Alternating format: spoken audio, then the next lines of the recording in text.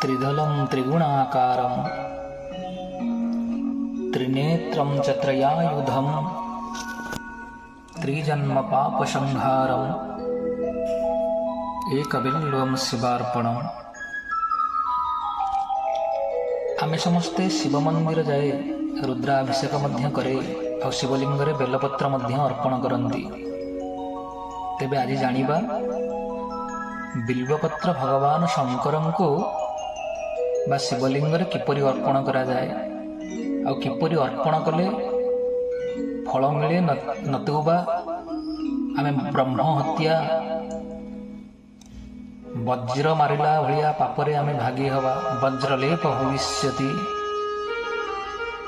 शास्त्र प्रमाण देले कले पत्र मूले स्थितो वज्रो जो दद्यात् शिवमस्तके वज्रेण पीड्यते चांगो ब्रह्म हत्या दले दले। बेलपत्रर मूलरे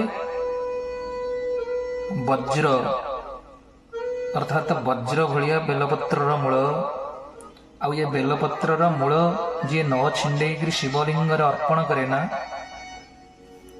भगवान शंकरंकर देह वज्रर पीड़ा बा वज्रर जेतिकी शक्ति वज्र प्रहार कले जहा अनुभूति हुए भगवान शंकरंकर देहर पीड़ा मध्य सेहीपरि अनुभूति हुए।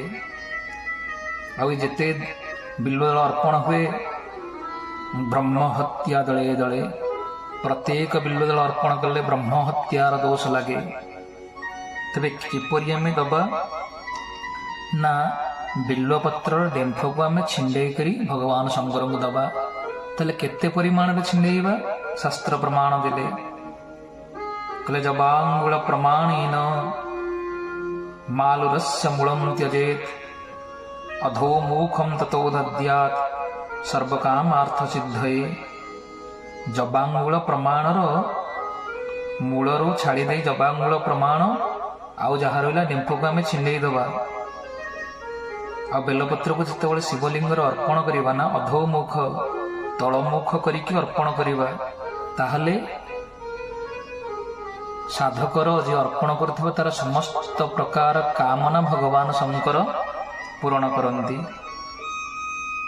आ ये दबार नियम कौन ना दलम दत्त्वा दलम त्यक्त्वा हस्तम समार्जये ततः एतेन जेन दातव्यं न जाने तस्य किं फलम्। कहले दलम दत्त्वा जदि गोटे पत्र आपण दौछंती